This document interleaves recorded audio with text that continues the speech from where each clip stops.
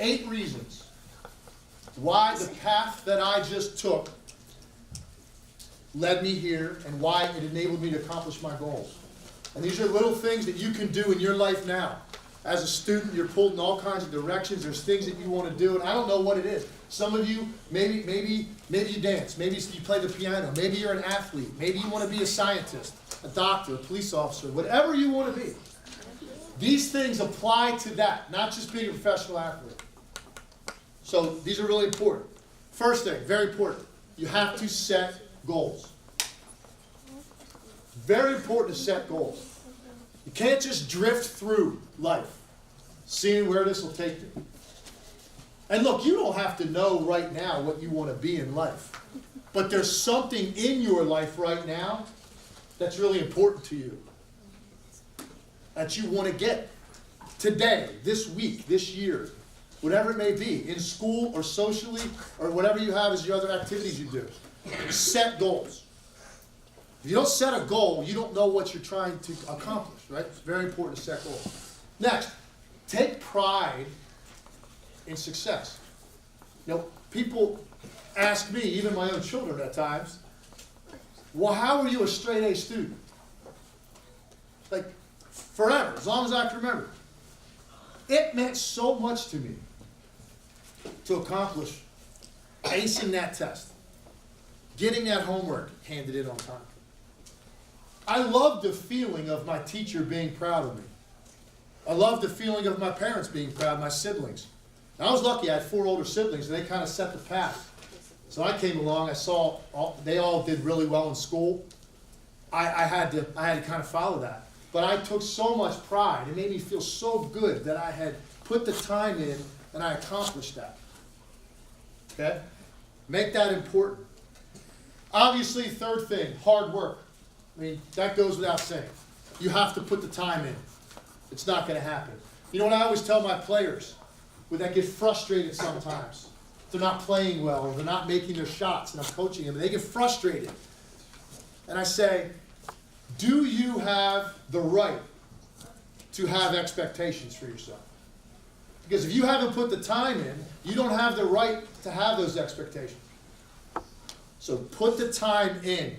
I promise you, you can accomplish anything you want. I am living proof because I was no different than you guys were when I started out my life. Put the time in. Hard work, critical. Next, respect authority. Our society is getting a little bit away from this. I was always respected by parents, my teachers, later on in life, my boss, my coaches, my siblings, because they were trying to give me a path to success. So I would listen. Respect where they have been, what they've been through, and the people that are trying to help you. Respect them. Next, this might be the most important of all. Overcome adversity. And what does that mean? What that means is, you aren't going to get everything you want. Today, in this classroom, here at school, something is not going to go your way. I can guarantee you. It probably already has, since you got up this morning. You cannot have everything you want. You're going to get told no. Things aren't going to go your way. Listen to my example. 6 different NBA teams told me I would never play in the NBA. I've now had 27 years in professional basketball since that time. So overcoming adversity means you're going to fail at things. You're not going to get what you want all the time. You've got to get back up, and you've got to continue to work for it and make it happen. It's a really difficult thing to do, but you can't pout. You can't pout. You take it, and you learn from it, and you use it to accomplish the next thing or whatever it is you want. Very important. Next, people have a tendency when things don't go their way to what I call looking outward, which means it can't be me. It's got to be my teacher. Doesn't know how to teach. I'm not playing well on the court. Well, it's because this teammate won't pass me the ball. That's called looking outward when things aren't going right. And you know what? Sometimes some of those things are true. Doesn't matter. It doesn't help you to do this. It doesn't help you to do this. You know what I always learned? And my high school basketball coach and my parents taught me this at a young age. It stuck with me my whole life. When things don't go the way I wanted them to go, I look here first. How can I change and affect this situation so that it will go the way I want? That's a lesson in life that is going to serve you a long way, because you always have to work with other people. And it's not easy. It's not easy. So you have to figure that out. And to do that, rather than just saying it's all these people's fault, you have to say, how can I change to affect it? So it's really big. Look inward. That's that one. There's two more. Next. Whatever I've done in my life, successes and failures, they're behind me. I don't dwell on that. I don't ever feel so good about myself that I accomplished something that now I'm not living in the moment and trying to do the next thing. It's very important to look forward. And that includes people telling you no and failing. I can't dwell on that. That might keep me in that place. So I'm always looking forward. So you look inward and you look forward. Very important. And then the last thing, as you can see, probably when I talk, I'm very passionate. I'm enthusiastic. I wake up this way. And my wife can attest to that. So I get up with my wife. I take care of my 5 dogs.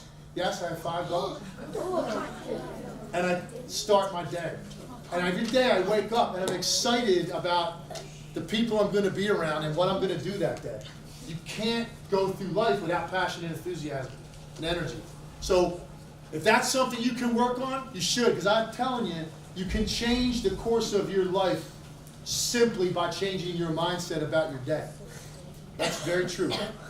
Okay, so that's critical. Those are the 8 things.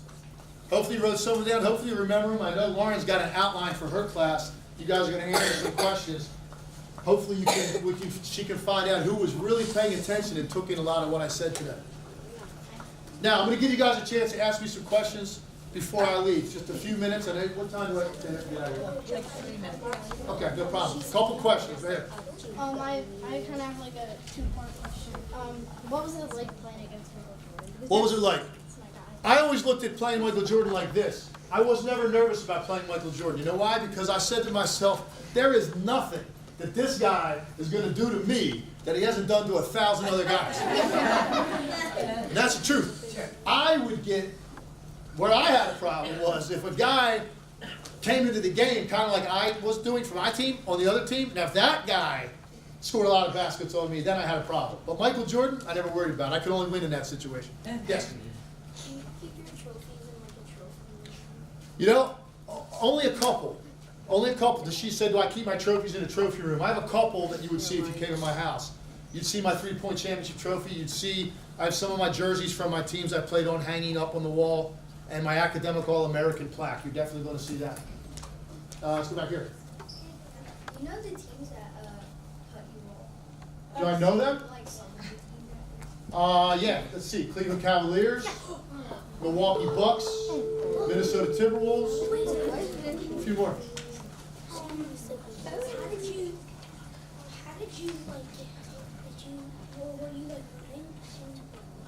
Was I, when I got hurt?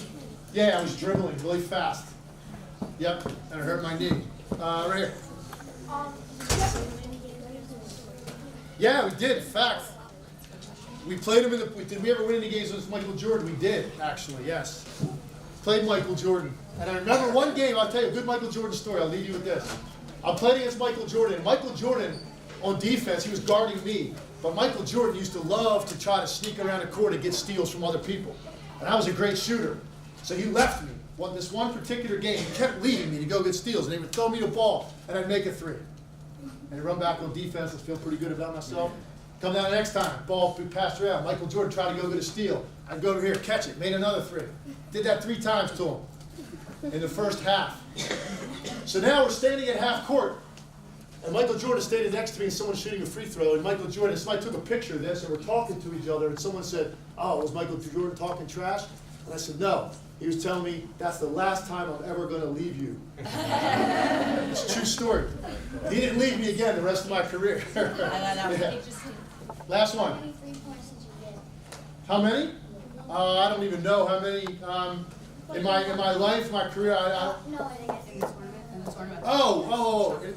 So for the 3 rounds, I had 65 points. So a perfect score would have been 90 when I played. They've changed the rules. You can get more points now. The 90 was perfect. 65 is what I got. Yeah. You play baseball? Awesome. Love baseball. It's my first sport. Last question. I'm sorry. Last question. Yeah. Have you ever met Kareem Abdul-Jabbar? I have met Kareem Abdul-Jabbar. I see Kareem Abdul-Jabbar almost every single year at the NBA All-Star. Scotty Pippen. All right, I want to thank you guys very much for listening to me. You got a great crowd, very good.